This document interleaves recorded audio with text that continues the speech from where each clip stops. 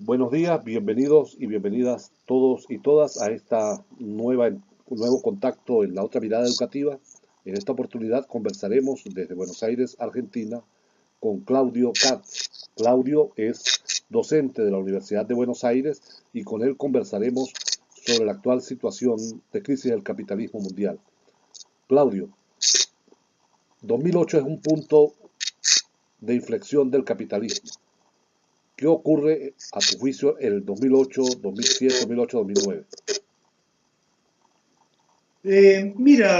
Yo pienso que la crisis que se inició en el 2008-2009 forma parte de la etapa general neoliberal que comenzó hace 3 o 4 décadas y que es una etapa caracterizada por agresiones permanentes al nivel de vida de los trabajadores.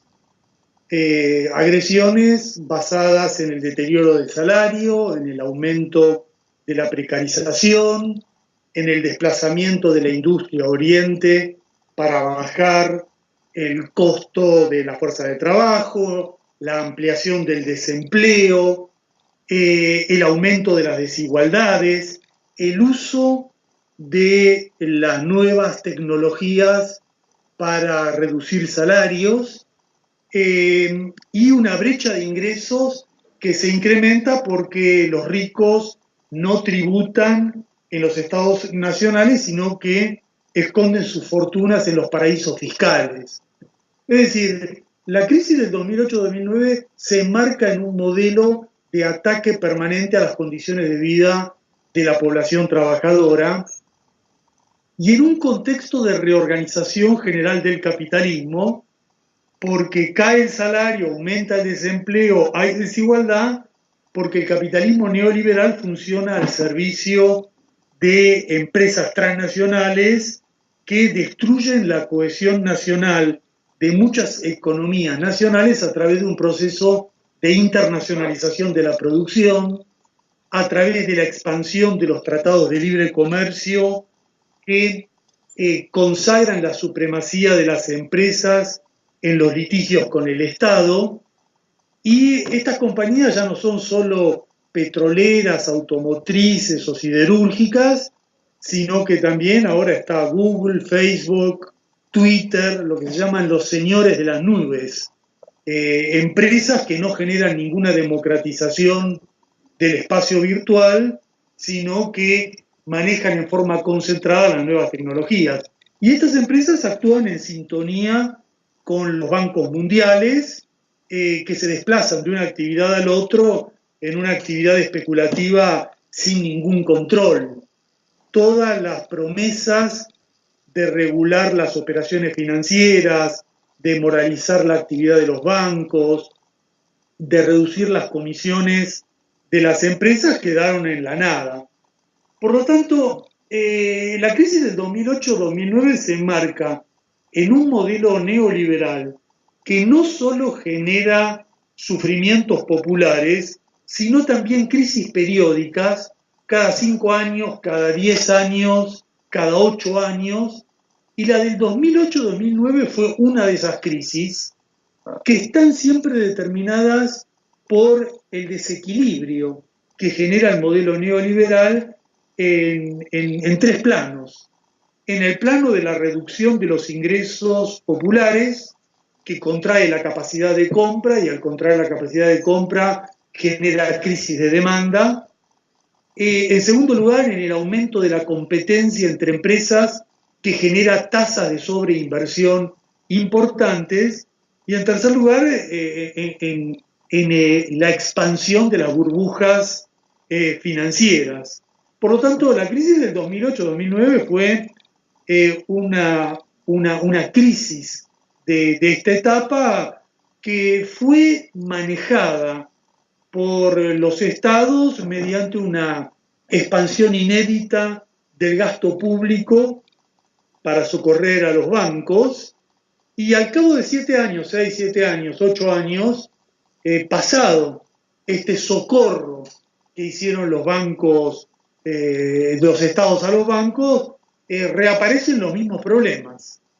De nuevo tenemos mucha liquidez incentivando operaciones especulativas. Tenemos un reanimamiento de la economía que ha sido extremadamente anémico, y por lo tanto los problemas que generaron la crisis del 2008-2009 vuelven a estar en el escenario mundial.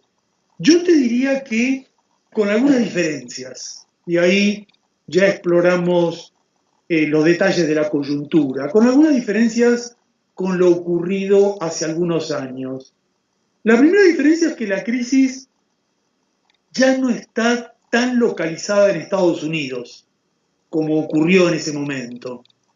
Estados Unidos ha logrado exportar parte de sus desequilibrios utilizando el dólar como moneda de refugio, fijando el ritmo de la reorganización del sistema financiero, rehabilitando al Fondo Monetario Internacional, ha logrado traspasar parte de su crisis a otras regiones. En Estados Unidos, lo que continúa como punto crítico es un gran debilitamiento de la estructura industrial interna de la economía norteamericana como resultado de la pérdida de puestos de trabajo que genera la extranjerización, la transnacionalización, la deslocalización de empresas norteamericanas fuera del país. Pero en el plano de la crisis, el punto crítico sigue situado en Europa. Europa sigue sobrellevando el grueso de la crisis. Allí es donde continuamos viendo una destrucción de conquistas sociales nunca alcanzadas en otras partes del mundo y una clase dominante que está utilizando el euro como instrumento de cirugía deflacionaria, un Estado continental en construcción bajo liderazgo alemán que definitivamente ha sepultado cualquier rasgo de la Europa social para poner en marcha un programa centralista, neoliberal, de una Europa del capital. Bueno, la crisis sigue concentrada en Europa, sigue también golpeando de manera, yo te diría, perdurable a Japón, que tiene un retroceso de largo plazo, un estancamiento con endeudamiento y deflación de largo plazo que persiste. Y me parece que en este escenario la novedad, diría yo, del 2015, del 2016, la primera novedad es China. Porque si bien China por un lado se afianzó como taller del mundo y como nueva potencia central, incluso fue la potencia que brindó un gran auxilio financiero a los bancos y estados colapsados en la crisis del 2009, bueno, se ha frenado el crecimiento de China y este freno afecta a toda la economía mundial, especialmente está incidiendo sobre las economías intermedias, sobre los BRICS. Un conjunto de economías que había ampliado el consumo de sus sectores medios, ahora está sufriendo el impacto del freno de la economía china que afecta muy seriamente a las economías intermedias y especialmente a los países muy dependientes del ingreso de capital o del comportamiento de los productos primarios, de los precios de las materias primas. Ahí tenemos dos nuevos desequilibrios que están impactando fuerte, la volatilidad de los capitales y el freno al superciclo de incremento de los precios de las materias primas que se registró en la década pasada. Por lo tanto, en el plano puramente económico, me parece que estamos en una nueva etapa de la crisis. Una nueva etapa de la crisis del 2008-2009, signado por un cambio en la distribución de las economías más afectadas por esta crisis global. Y la crisis hay que analizarla, me parece, no solo en el plano económico, sino en dos planos complementarios muy conectados, que es el plano político y el plano militar. En el plano político, yo te diría que el 2016 ha sido un año de grandes novedades, de grandes hechos, porque el capitalismo neoliberal eh, funciona a través del miedo, funciona generando miedo en la población, miedo entre los trabajadores, miedo entre los desamparados, angustia del desempleo, humillación de la flexibilización laboral, la desgracia de la pobreza, la desmoralización que acompaña a la fractura social, y eso genera división de los pueblos, desesperación, pérdida de legitimidad de los sistemas políticos, erosión de sistemas políticos donde socialdemócratas y conservadores se alternan en la gestión del mismo modelo, de un modelo neoliberal que carece de sostén ciudadano por la erosión que genera la propia crisis económica sobre los sistemas de partidos políticos. Y el resultado es este, una situación de gran descontento por abajo, de gran descontento social, de gran descontento popular, que si no se canaliza por la izquierda, es capturado por la derecha, por lo que se llama lo que actualmente se denomina el populismo de derecha. Y en 2015-2016 hemos visto este proceso. Descontento social, descontento popular, que busca canales de expresión de izquierda, que si esos canales de expresión de izquierda no se consolidan, no se estabilizan, no adoptan una fisonomía nítida, dan lugar a un fuerte aumento de las vertientes derechistas. Y esta ha sido la nota en muchos países. En primer lugar, en Estados Unidos. La novedad en Estados Unidos no fue Trump. Antes de Trump la novedad fue Sanders.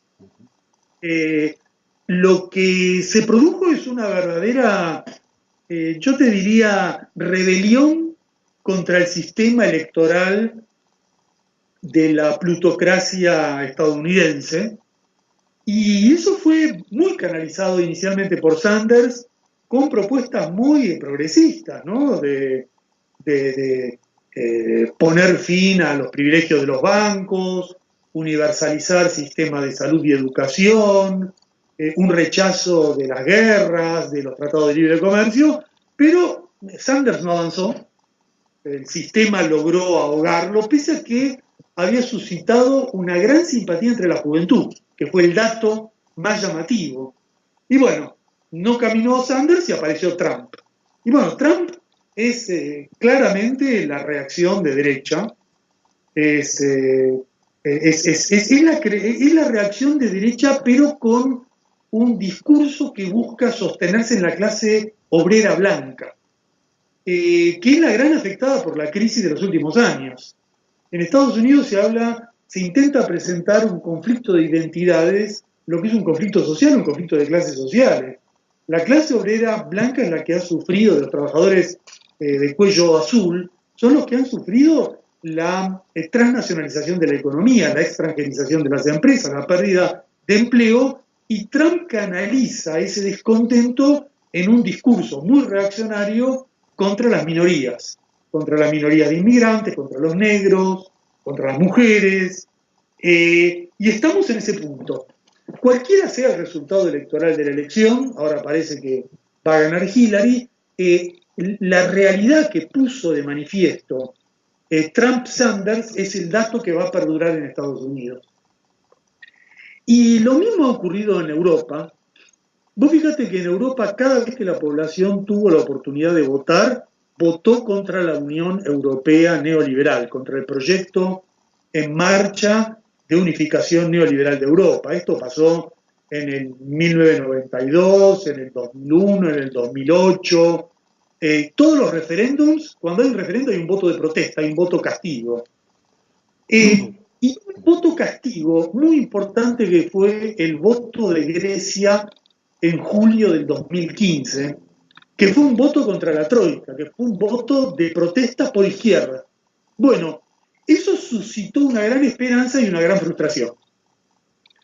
Lo que ocurrió después de ese voto, la capitulación de Syriza, bueno, generó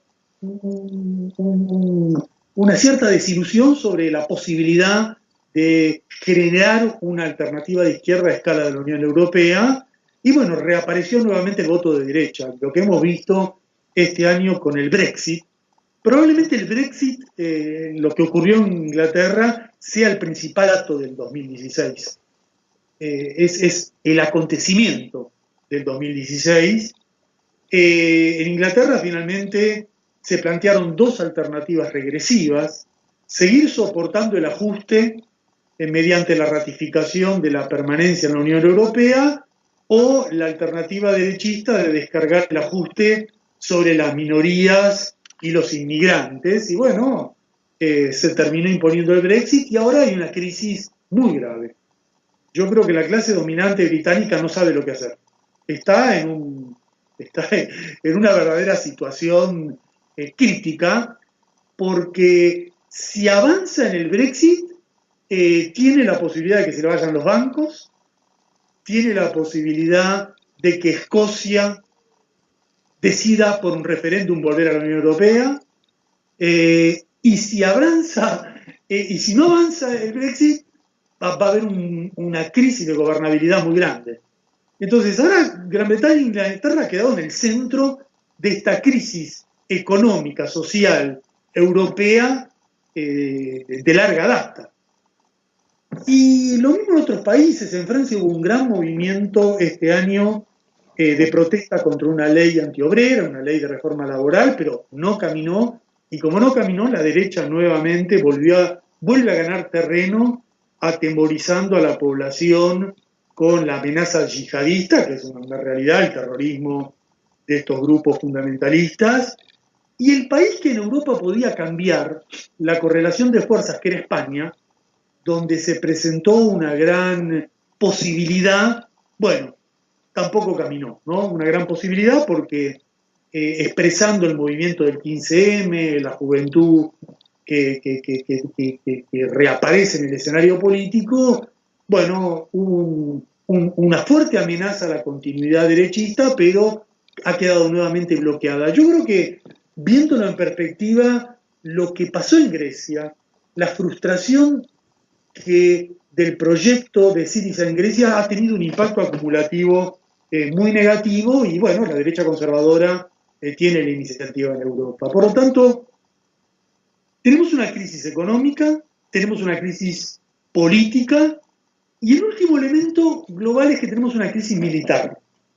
Yo diría una crisis en el plano de la acción imperialista, porque el capitalismo neoliberal sin legitimidad política se sostiene a escala global en la acción militar del imperialismo, en el imperialismo colectivo encabezado por Estados Unidos, que actúa como un sheriff mundial, como un garante del capitalismo. Y bajo la gestión Obama se ha incrementado en forma muy significativa la presencia de tropas y operaciones especiales que violan cualquier tipo de legalidad mundial. Estados Unidos actúa de manera descarada con el pretexto del terrorismo, asegurando la subordinación de Europa, especialmente de Francia, en políticas de agresión en todo el mundo. Y lo está realizando en los últimos 2 años con una intención geopolítica de limitar la presencia de sus dos grandes adversarios geopolíticos, que son China y Rusia. Y en el tablero geopolítico imperial mundial se están creando situaciones de amenazas muy grandes a procesos bélicos incontrolables.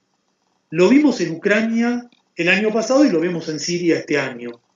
Se está subiendo la apuesta en esta jugada geopolítica militar, que no sabemos qué consecuencias puede tener, pero que el efecto ya visible es la intensificación de guerras regionales muy sangrientas.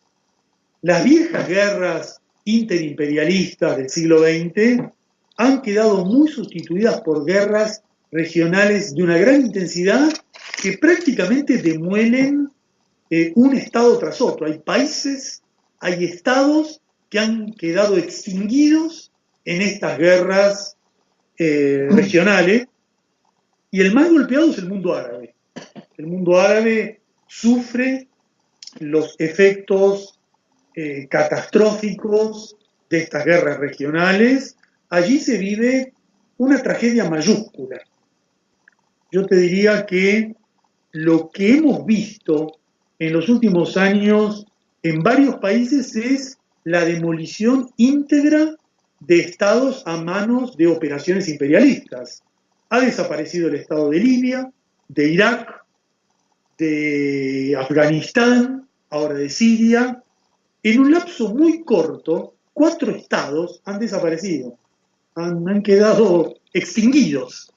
Y todo en función de una política imperial que es una estrategia de caos controlado para demoler y dominar Medio Oriente y asegurarse el control del petróleo y el dominio geopolítico de una zona clave en la pulseada con China y con Rusia. Y esto se ha combinado en el mundo árabe con el aplastamiento de la primavera árabe. 5 años después de la primavera árabe, el panorama es desolador, y Siria es el ejemplo más reciente del hecho que ya no queda nada de una revuelta democrática. Es un país ocupado por un grupo de ejército que todo el tiempo cambian de bando y se disputan los territorios de lo que queda de Siria, ¿no? Y donde el yihadismo ha cumplido un papel muy importante, el yihadismo que aportó primero la carne de cañón para destruir los estados laicos del mundo árabe, después se independizó y ahora cumple una labor reaccionaria en forma autónoma.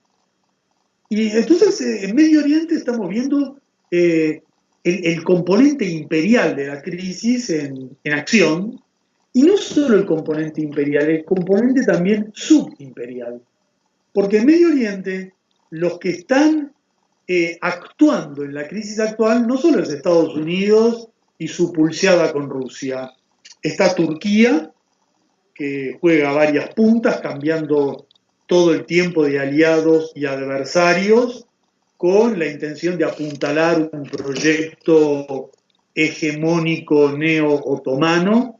Está Irán, que afianzó su presencia en Siria, en Irak, en el Líbano, que firmó un acuerdo nuclear con Estados Unidos, pero al mismo tiempo que afianza un gobierno de la teocracia, apuntar un proyecto general para la región. Está, por supuesto, Arabia Saudita, que es el principal financiador del yihadismo, que ha cometido todo tipo de masacres en el Yemen, y finalmente está Israel, que es el país que se fortalece con el debilitamiento de todos sus contrincantes.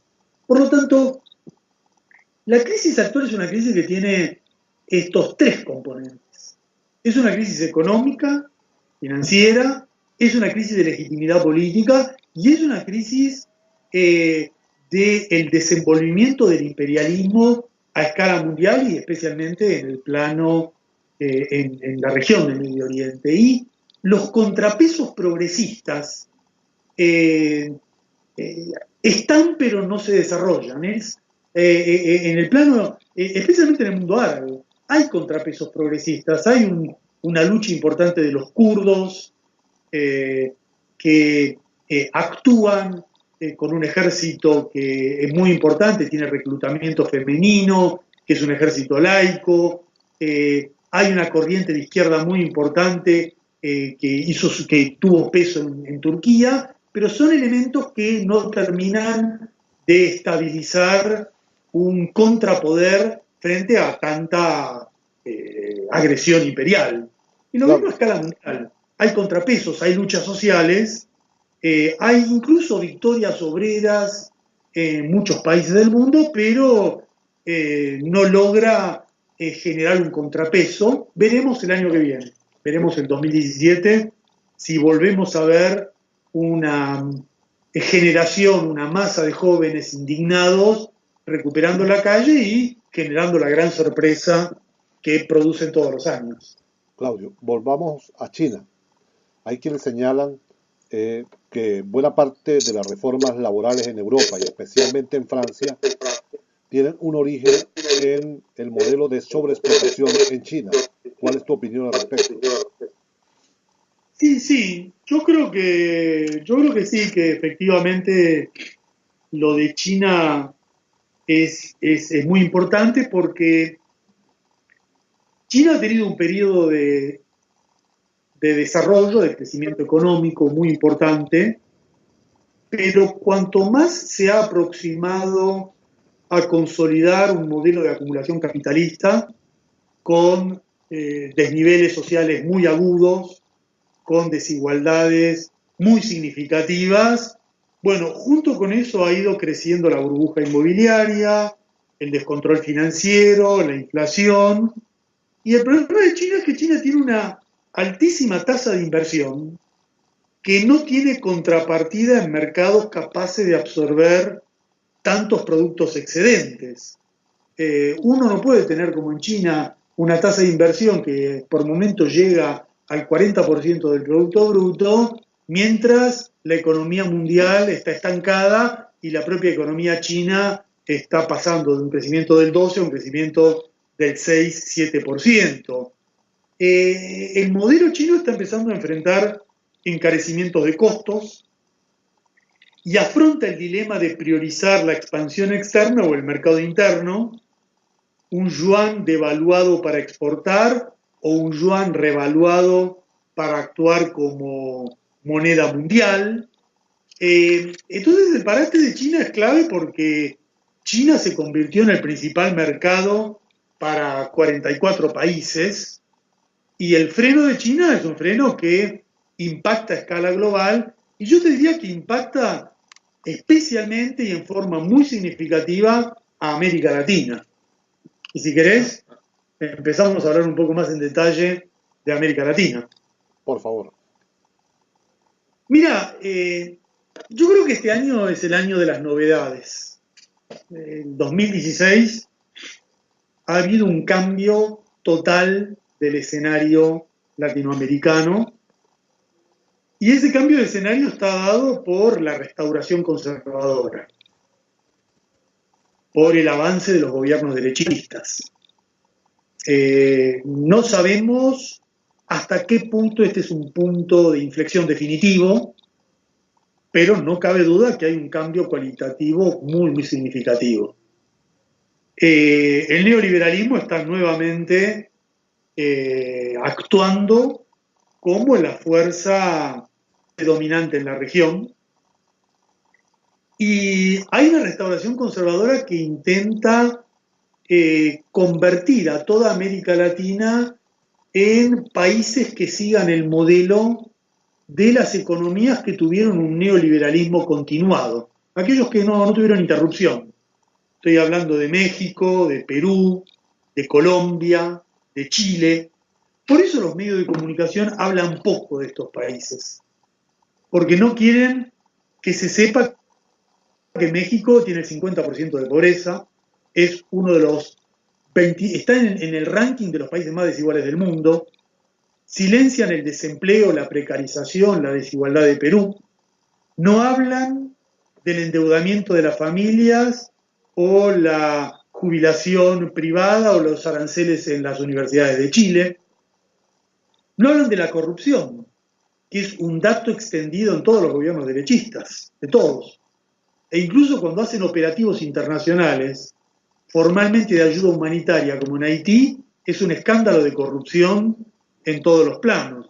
Importan el agua en vez de hacer plantas potabilizadoras, importan el arroz en vez de regenerar los cultivos para el negocio de un conjunto de empresas que se disfrazan de ONGs.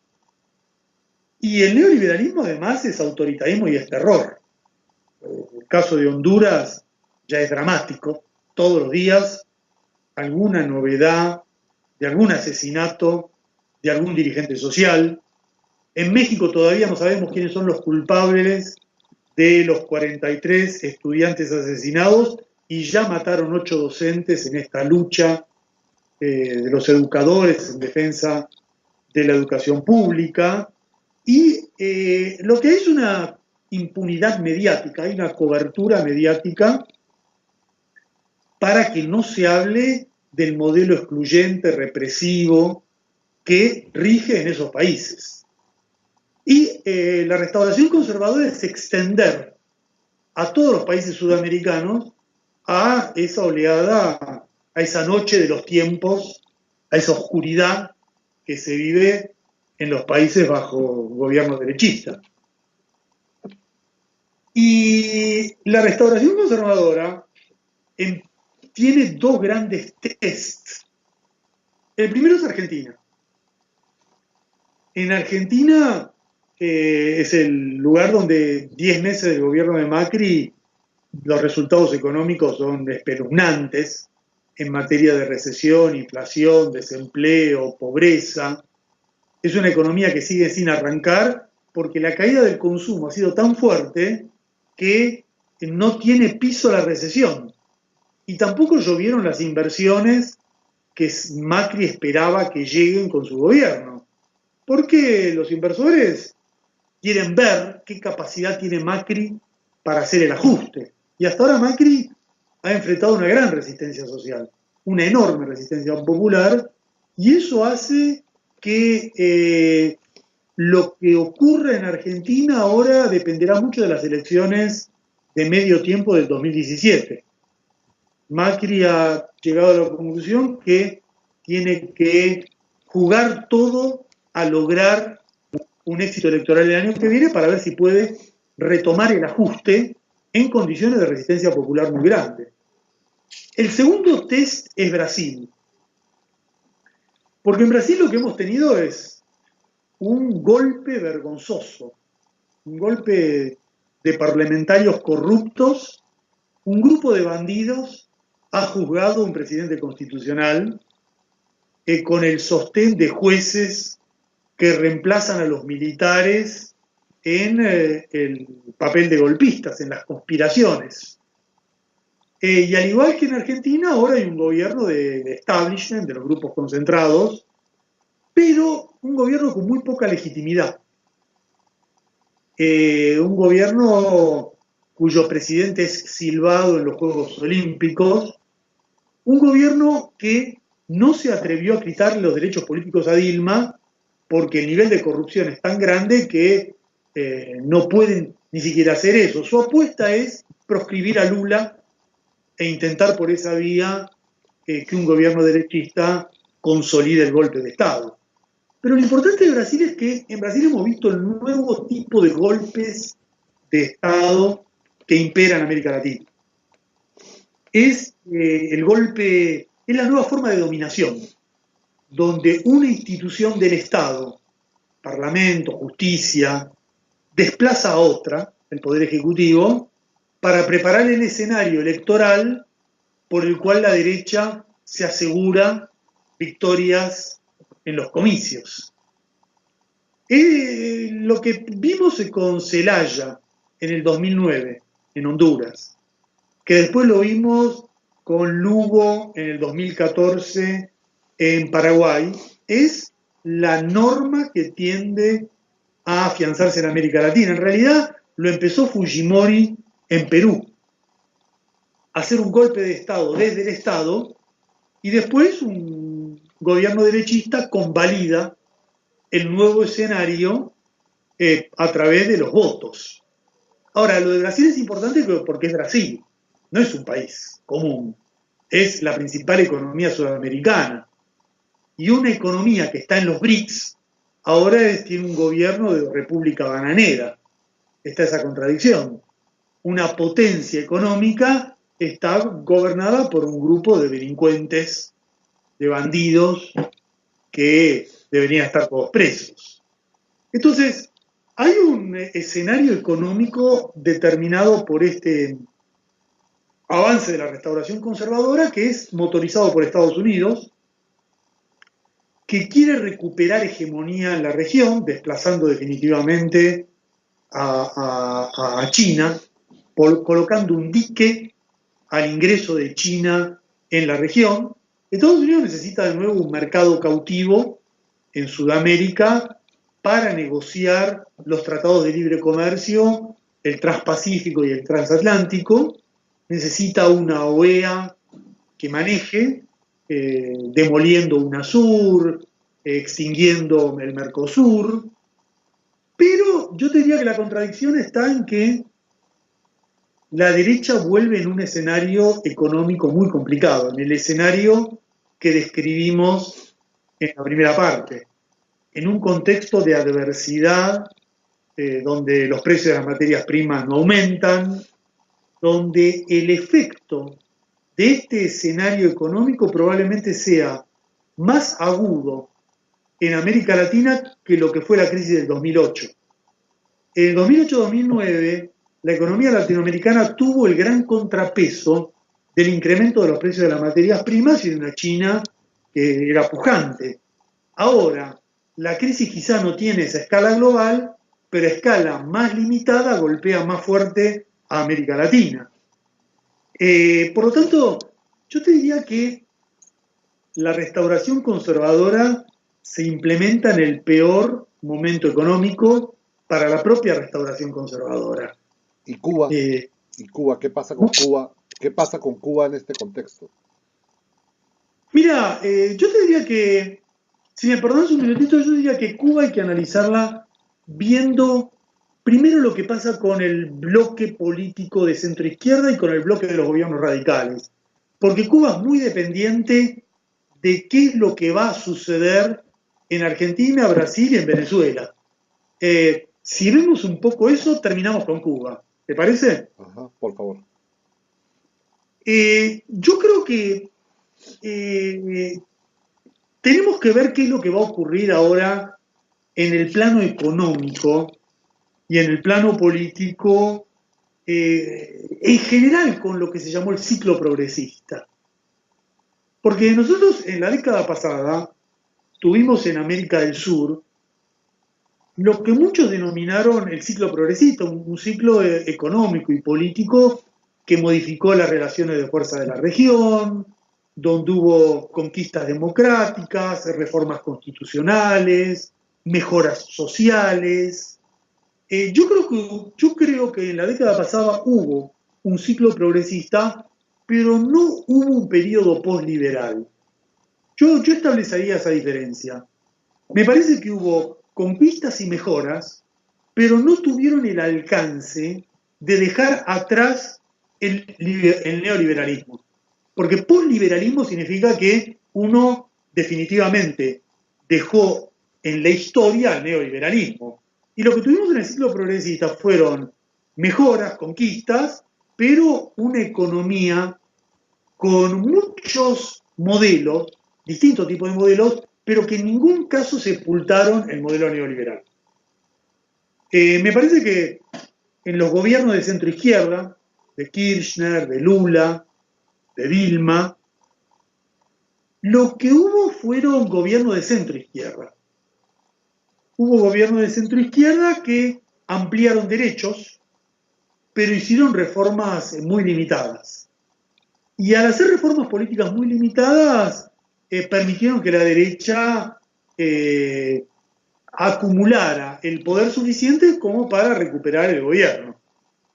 Me parece que esos gobiernos fallaron en su relación con el movimiento popular. Esos gobiernos se asustaron cuando aparecieron protestas populares, las huelgas de Argentina, las jornadas de julio del 2013 en Brasil. Fueron gobiernos que hicieron modelos neodesarrollistas que no dieron buenos resultados porque no implementaron cambios estructurales para superar el subdesarrollo. En Argentina se toleró la fuga de capital, en Brasil hubo un fuerte retroceso industrial, se privilegió al capital financiero y a escala regional los proyectos de integración quedaron congelados. El Banco del Sur finalmente quedó en la nada. Cada país siguió negociando en forma unilateral e individual con China. No hubo en ningún momento una negociación colectiva con China para suscribir acuerdos que fueran más favorables a la integración sudamericana. Y yo te diría una cosa, es importante hablar de esto ahora, porque ya cayó el gobierno de Kirchner, ya cayó el gobierno de Lula Dilma, pero todavía está el de Ecuador, el de Correa en Ecuador. Y de esto hay que hablar ahora, porque es un mucho a Kirchner o a Lula y está siguiendo los mismos pasos. Está criminalizando la protesta social, está haciendo acuerdos de libre comercio con Europa, está entregando campos maduros del petróleo a la explotación privada. Entonces, un gobierno como el de Ecuador, que tiene una política autónoma en el plano exterior y muy beligerante contra Estados Unidos, en el plano interno está siguiendo el mismo camino que condujo al desplazamiento de los gobiernos de centro izquierda de Argentina y de Brasil. De esto hay que hablar ahora, no cuando caiga. Hay que alzar la voz mientras estos gobiernos están, no hacer el balance de por qué estos gobiernos cayeron. Por lo tanto, yo te diría que aquí lo que falló es la idea de que puede haber un capitalismo benigno, que puede haber un capitalismo redistributivo, que puede haber un capitalismo humano. Estos modelos neodesarrollistas se basaban en la idea que el capitalismo es un sistema reformable, mejorable, y se olvidan que el capitalismo, es un sistema de ganancias, competencia, explotación, y si no hay proyectos socialistas para superar el capitalismo, la derecha termina recuperando el poder. Y ahí vamos a lo que vos me preguntás. Cuba, antes de Cuba, Venezuela y Bolivia. Yo creo que es importante diferenciar, especialmente el caso venezolano, del caso argentino o el caso brasileño. Yo pienso que es un gobierno, sigue siendo un gobierno radical, muy distinto a lo que fue Kirchner o lo que fue Dilma Rousseff. Me parece que el chavismo no es comparable al kirchnerismo. Mirá, yo creo que Estados Unidos no puede tolerar que la principal reserva petrolera del continente esté bajo su control. Y por lo tanto, eso explica la consistencia, la perdurabilidad de la intención golpista todo el tiempo, ¿no? Los medios de comunicación en América Latina martillean día y noche sobre Venezuela. Yo creo que se sabe más de Venezuela que cualquier otro país de América Latina, por lo que malinforman los medios de comunicación. Es presentado como el diablo, es anunciado como la catástrofe, como lo peor que le puede ocurrir a cualquier ciudadano de Argentina, de Brasil, de México, del mundo. Hay una campaña terrible para demostrar que Venezuela es un infierno y que todo lo demás es un paraíso. Y la función es preparar un golpe. Yo creo que en Venezuela quieren hacer exactamente lo mismo que han hecho en Paraguay, que han hecho en Honduras y que han hecho en Brasil. Hacer algún tipo de golpe parlamentario, encontrar el mecanismo para erosionar el proceso. Y por lo tanto hay una situación muy compleja, muy difícil para resistir este avance de la derecha, ¿no? Creo que Bolivia también, aunque tiene sus dificultades, aunque no a esa escala. Recordemos que en Bolivia se perdió el plebiscito, que hubo un asesinato hace muy poco de un ministro, pero el nivel de tensión es menor, no está en juego un recurso como el petróleo venezolano, y por lo tanto es uno de los problemas claves que va a dirimir el futuro de la región. Igualmente, más allá de cómo termina lo de Venezuela, también tenemos que tener en cuenta, esto nos debe facilitar una reflexión sobre los límites del distribucionismo económico.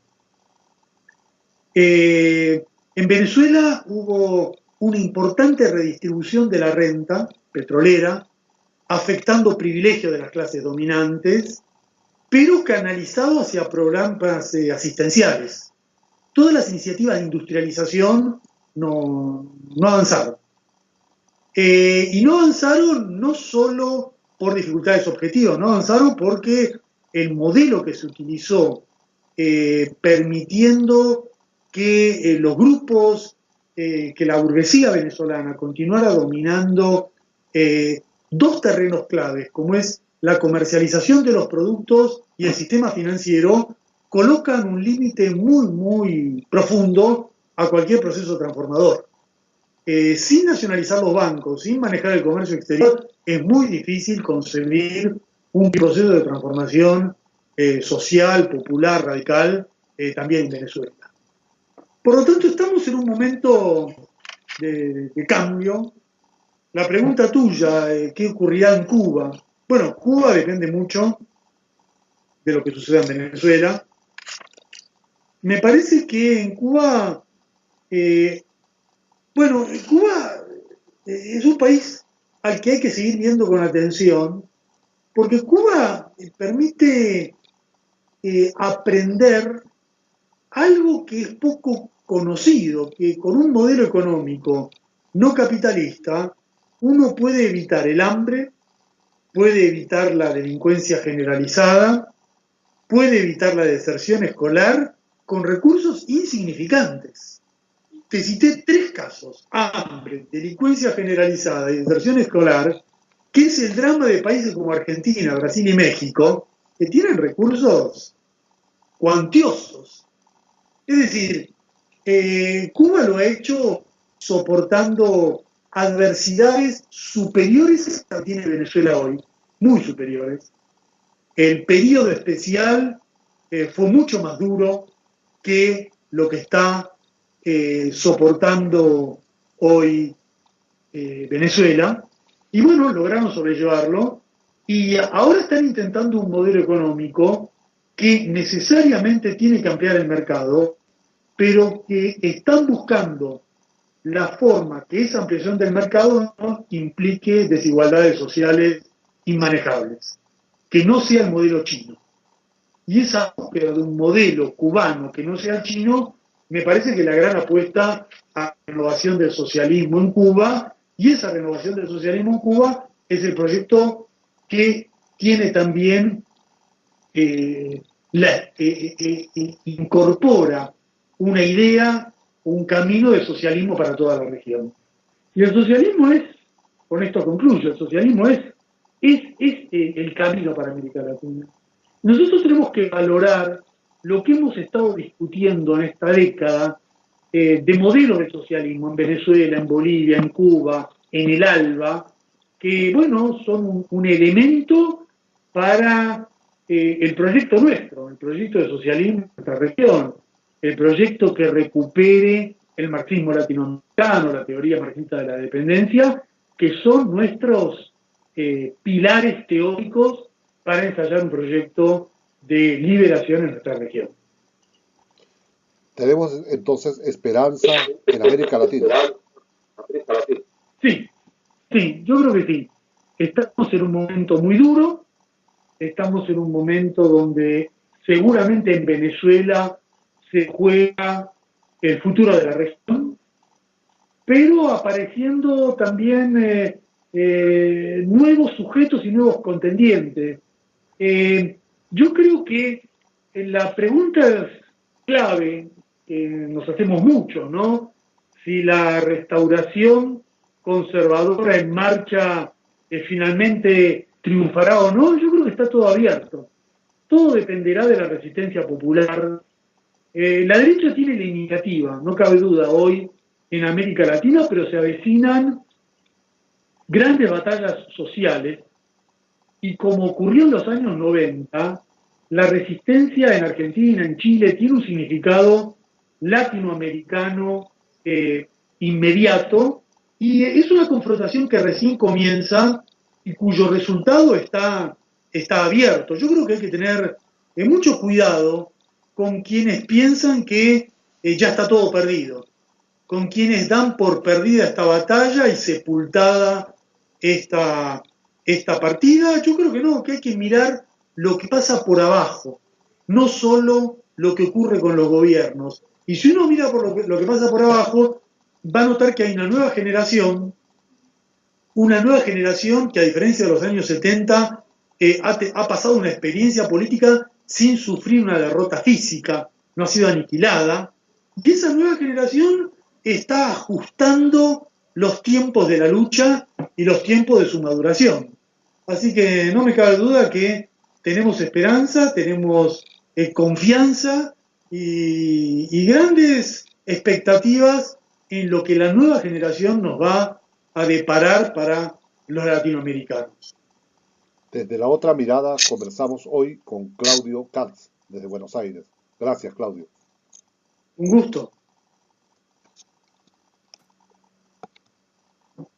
6, 7 años, 8 años, pasado este socorro que hicieron los bancos, los estados a los bancos, reaparecen los mismos problemas.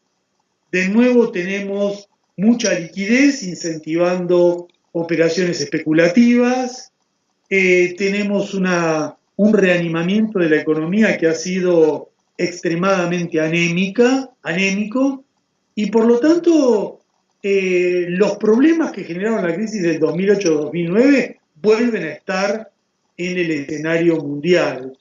Yo te diría que con algunas diferencias, y ahí ya exploramos los detalles de la coyuntura, con algunas diferencias con lo ocurrido hace algunos años. La primera diferencia es que la crisis ya no está tan localizada en Estados Unidos como ocurrió en ese momento. Estados Unidos ha logrado exportar parte de sus desequilibrios utilizando el dólar como moneda de refugio, fijando el ritmo de la reorganización del sistema financiero, rehabilitando al Fondo Monetario Internacional, ha logrado traspasar parte de su crisis a otras regiones. En Estados Unidos, lo que continúa de inflexión del capitalismo. ¿Qué ocurre, a tu juicio, en el 2008, 2007, 2008, 2009? Mira, yo pienso que la crisis que se inició en el 2008-2009 forma parte de la etapa general neoliberal que comenzó hace 3 o 4 décadas y que es una etapa caracterizada por agresiones permanentes al nivel de vida de los trabajadores. Agresiones basadas en el deterioro del salario, en el aumento de la precarización, en el desplazamiento de la industria a Oriente para bajar el costo de la fuerza de trabajo, la ampliación del desempleo, el aumento de las desigualdades, el uso de las nuevas tecnologías para reducir salarios y una brecha de ingresos que se incrementa porque los ricos no tributan en los estados nacionales, sino que esconden sus fortunas en los paraísos fiscales. Es decir, la crisis del 2008-2009 se enmarca en un modelo de ataque permanente a reducir las comisiones de las empresas, quedaron en la nada. Por lo tanto, la crisis del 2008-2009 se enmarca en un modelo neoliberal que no solo genera sufrimientos populares, sino también crisis periódicas, cada 5 años, cada 10 años, cada 8 años, y la del 2008-2009 fue una de esas crisis que están siempre determinadas por el desequilibrio que genera el modelo neoliberal en 3 planos. En el plano de la reducción de los ingresos populares, que contrae la capacidad de compra, y al contraer la capacidad de compra genera crisis de demanda. En segundo lugar, en el aumento de la competencia entre empresas que genera tasas de sobreinversión importantes, y en tercer lugar, la expansión de las burbujas financieras. Por lo tanto, la crisis del 2008-2009 fue una crisis de esta etapa que fue manejada por los estados mediante una expansión inédita del gasto público para socorrer a los bancos, y al cabo de 7 años, condiciones de vida de la población trabajadora, y en un contexto de reorganización general del capitalismo, porque cae el salario, aumenta el desempleo, hay desigualdad, porque el capitalismo neoliberal funciona al servicio de empresas transnacionales que destruyen la cohesión nacional de muchas economías nacionales a través de un proceso de internacionalización de la producción, a través de la expansión de los tratados de libre comercio que consagran la supremacía de las empresas en los litigios con el Estado. Y estas compañías ya no son solo petroleras, automotrices o siderúrgicas, sino que también ahora está Google, Facebook, Twitter, lo que se llaman los señores de las nubes, empresas que no generan ninguna democratización del espacio virtual, sino que manejan en forma concentrada las nuevas tecnologías. Y estas empresas actúan en sintonía con los bancos mundiales, que se desplazan de una actividad al otro en una actividad especulativa sin ningún control. Todas las promesas de regular las operaciones financieras, de moralizar la actividad de los bancos, de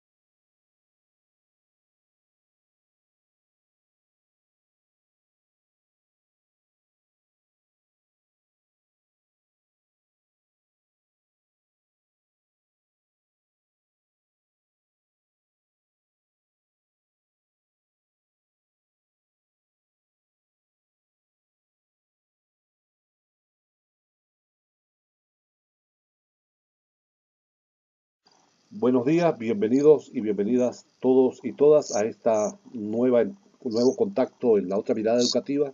En esta oportunidad conversaremos desde Buenos Aires, Argentina, con Claudio Katz. Claudio es docente de la Universidad de Buenos Aires y con él conversaremos sobre la actual situación de crisis del capitalismo mundial. Claudio, 2008 es un punto